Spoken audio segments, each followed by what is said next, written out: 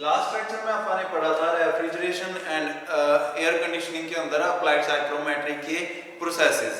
Applied साइक्रोमेट्री के processes के अंदर आपने सबसे पहले किया था sensible heating and sensible cooling.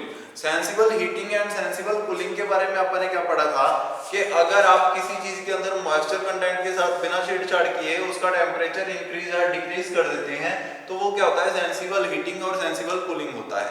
आज के चैप्टर में आप पढ़ेंगे कि ह्यूमिडिफिकेशन क्या होता है। ठीक है, आपने पढ़ा था ह्यूमिडिफिकेशन एंड डीह्यूमिडिफिकेशन। तो ह्यूमिडिफिकेशन क्या होता है? Humidification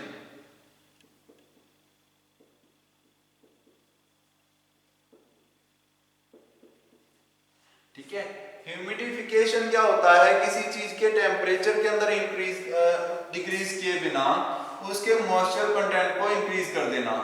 the process of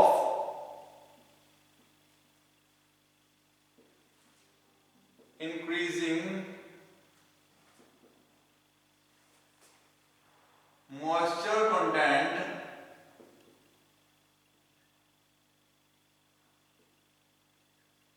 without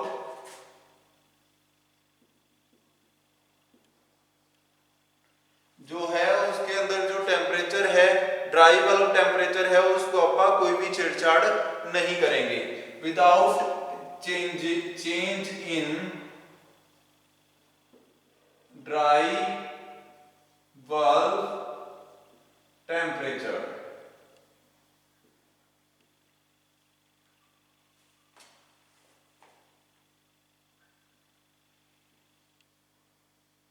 dry bulb temperature के अंदर कोई चेंज किए बिना अगर आप उसका मॉइस्चर कंटेंट जो है उसको बढ़ा दें, एडिंग मॉइस्चर, या ऐसे भी लिख सकते हो एडिंग मॉइस्चर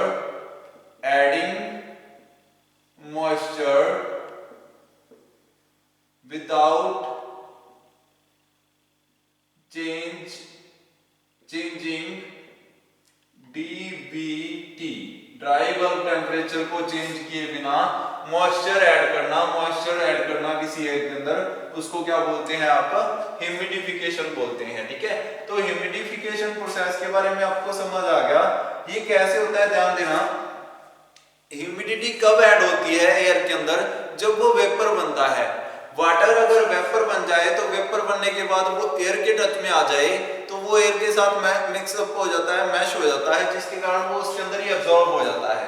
तो अगर आप किसी वाटर को वेपर बना दे तो वो वेपर बन के वो एयर के साथ ऐड हो जाएगा और आपने उसको ऐड करना है तो कैसे करेंगे? ध्यान देना कि मैंने यहाँ पे एक सेटअप लगाया है जिसके अंदर एक फिल्टर है दोनों तरफ एयर को सक करने के लिए और एयर को छोड़ने के लिए। ठीक है, यहाँ पे फिल्टर्स हैं दोनों तरफ एयर को जो क्लीन करने के लिए। यहाँ पे क्या है, एयर की क्वांटिटी को सेट करने के लिए कि कितनी क्वांटिटी आपको एयर की चाहिए, वाल्व्स हैं। ठीक है, और यहाँ पे भी वाल्व्स हैं कि कितनी आउटलेट जा रही है। ठीक है, अब क्या होगा, यहां से एयर की इनलेट होगी, जो एयर है वो यहां से ऐसे क्रॉस करेगी और यहां से एयर जो है वो आउटलेट बाहर चली जाएगी। ठीक है, यहां से एंटर होगी और वहां से बाहर चली जाएगी। तो इनलेट ऑफ एयर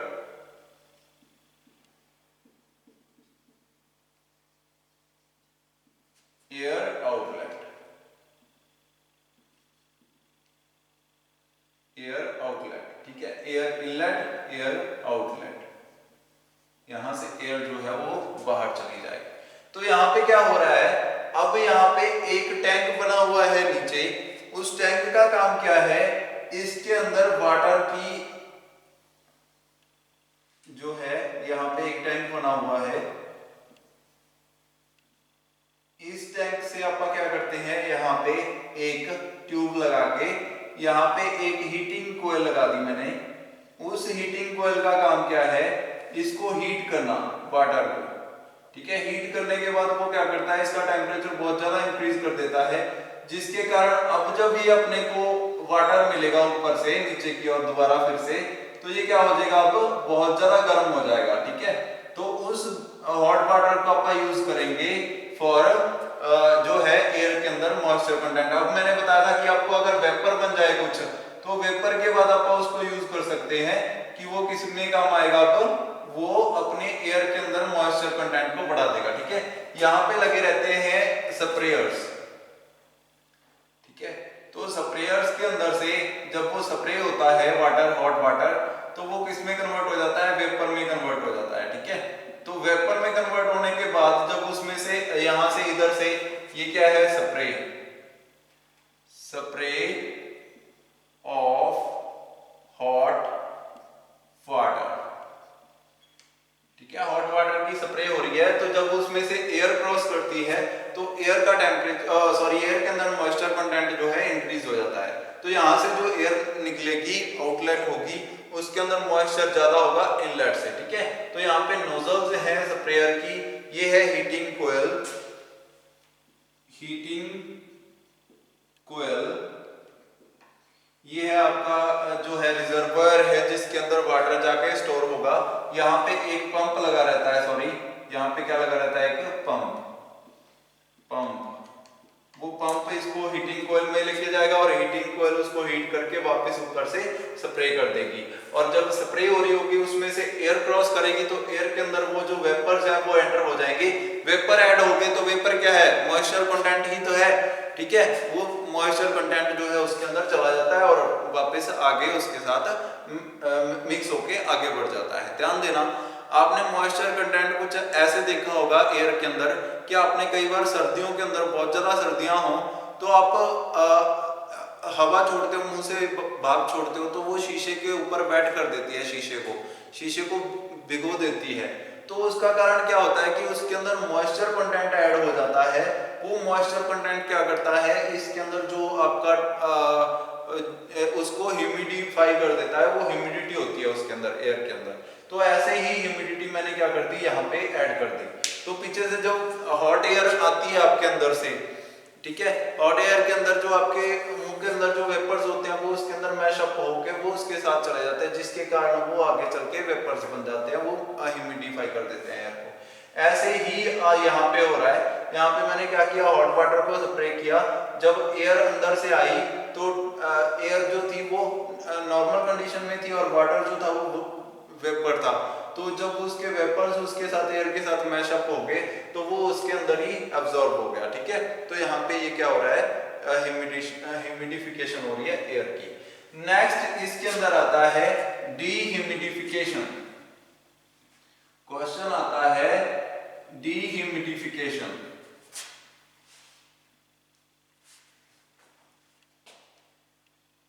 डीह्यूमिडिफिकेशन मतलब कि ह्यूमिडिटी को रिमूव करना, मतलब कि जो आपके अंदर जो इसके अंदर अपने वेपर्स ऐड किए थे उसको रिमूव करना।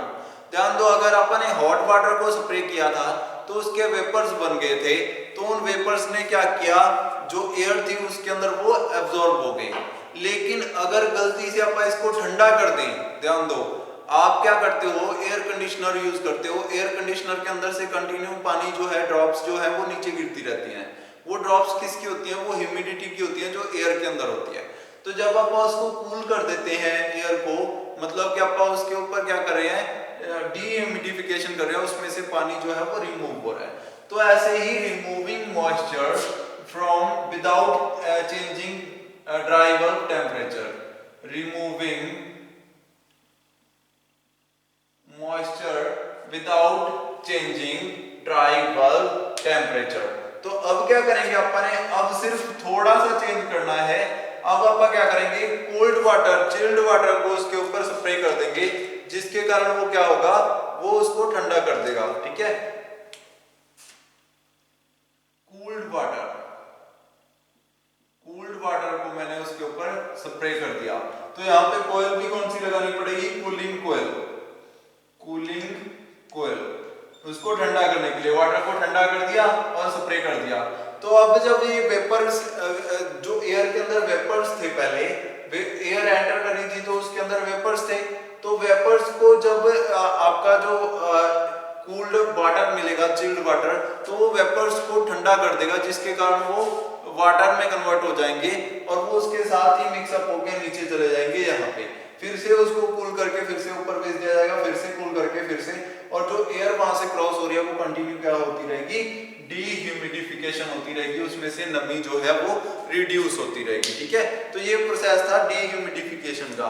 कैसे करते हैं, सबसे पहले होता क्या है dehumidification, removing moisture content without any change in dry bulb temperature. और डीह्यूमिडिफिकेशन करते क्यों है, ताकि आपका नमी को रिड्यूस कर सके, उसमें से जो है ड्राई कर सके उसको। ठीक है, तो ये अलग अलग कंडीशंस के अंदर होता है कि कब आपको ह्यूमिडिटी चाहिए, कब आपको ह्यूमिडिटी नहीं चाहिए। ठीक है, तो उस कंडीशन में आप इसका यूज करते हो। ह्यूमिडिटी ऐड करते हो आप, ध्यान देना, कूलर्स यूज करते हो घरों के अंदर जो बाहर लगे रहते हैं, जब एयर उसमें से क्रॉस करती है तो ऊपर से पानी जो है उसके ऊपर गिरता रहता है, वो पानी वेपर बनता रहता है कंटिन्यू, और उसको क्या करता रहता है, साथ उसके मैशअप होता रहता है, जिसके कारण जो ह्यूमिडिटी है वो बढ़ती रहती है उसकी। ठीक है, तो ह्यूमिडिटी बढ़ाने के लिए आप घरों के अंदर ये यूज करते हो। नेक्स्ट आपका आता है इसके अंदर, आपने पढ़ा humidification, dehumidification, sensible heating, sensible cooling. Next आपका आता है कि अगर आप किसी चीज के अंदर उसको कूल भी कर रहे हो और डीह्यूमिडिफिकेशन भी कर रहे हो, और उसके बाद लास्ट आपका था heating and humidification, cooling and dehumidification, cooling and dehumidification.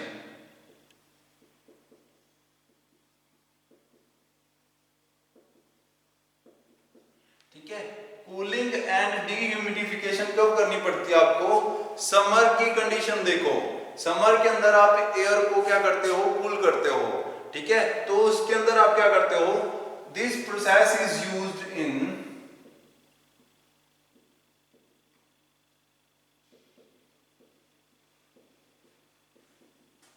Summers.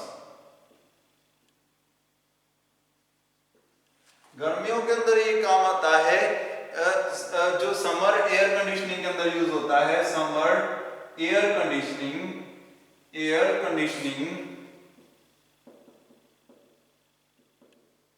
Summer air conditioning के अंदर क्या है, अपन ये वाला प्रोसेस यूज करते हैं कूलिंग एंड डीह्यूमिडिफिकेशन का। ध्यान दो कैसे यूज करते हैं, आपका एयर कंडीशनर आपने देखे होंगे, वहां से पानी जो है रिसता रहता है कंटिन्यू, मतलब कि आप एयर कंडीशनर से क्या करते हैं, जो एयर की ह्यूमिडिटी है उसको रिमूव कर देते हैं। तो उसका मतलब क्या है, एयर को तो अपन क्या कर रहे हैं, डीह्यूमिडिफाई कर रहे हैं, उसके अंदर से अपन नमी को कम कर रहे हैं, और एयर को क्या कर रहे हैं, कूलिंग कर रहे हैं। तो दोनों प्रोसेस क्या आगे, समर के आगे, समर के अंदर आप एयर कंडीशनर यूज करते हैं, एयर कंडीशनर के अंदर आप जो नमी है उसको रिमूव करते रहते हैं एयर की, और उसी कंडीशन में आप एयर को क्या करते रहते हैं, कूल भी करते रहते हैं। तो ये कब यूज होता है, समर के दिनों में यूज करता है, to cool and dehumidify the air, to cool and डीह्यूमिडिफाई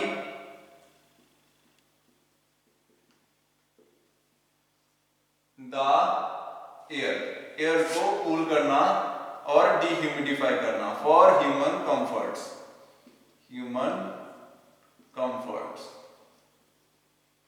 human comfortable feel करे उसके लिए आप ये यूज करते हैं। ठीक है, तो ये प्रोसेस होता है, इसके अंदर एक कूलिंग कोयल होती है, और जो ड्राई बल्ब टेम्परेचर है उसके अंदर भी चेंज आता रहता है। ठीक है, तो इसके अंदर एयर जो है आपकी, एयर को कूलिंग कोयल के जरिए कूल किया जाता है, और उसके अंदर नमी भी ऐड कर दी जाती है, जैसा कि अपन ने लास्ट उसमें पढ़ा था कि कैसे नमी ऐड करते हैं। तो नमी ऐड करने के साथ साथ एक कूलिंग कोयल फिट कर दी, जिसके जरिए आपका जो कूलिंग भी हो रही है और नमी भी जो है उसके अंदर मॉइस्चर कंटेंट है वो भी उसके अंदर से रिमूव किया जा रहा है। तो ये कौन सा होता है, cooling and dehumidification of air.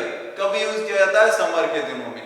कैसे किया जाता है, by cooling coil, by cooling coil and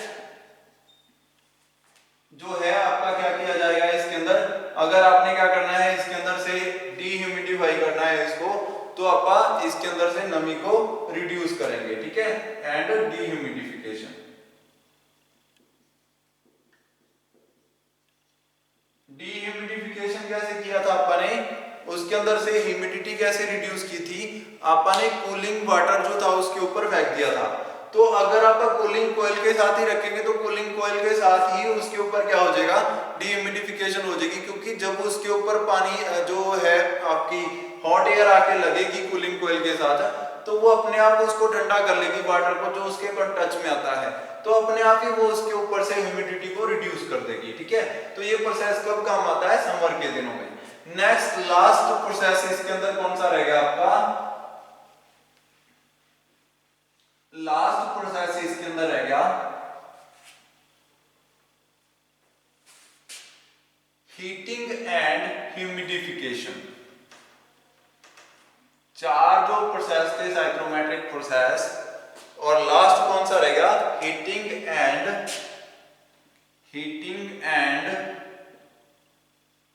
humidification.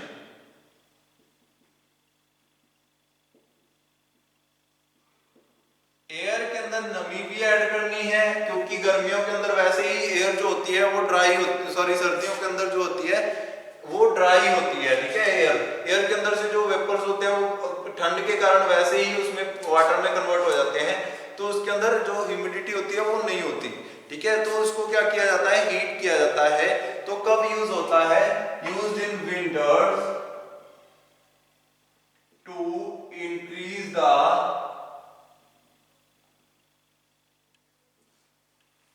the temperature of air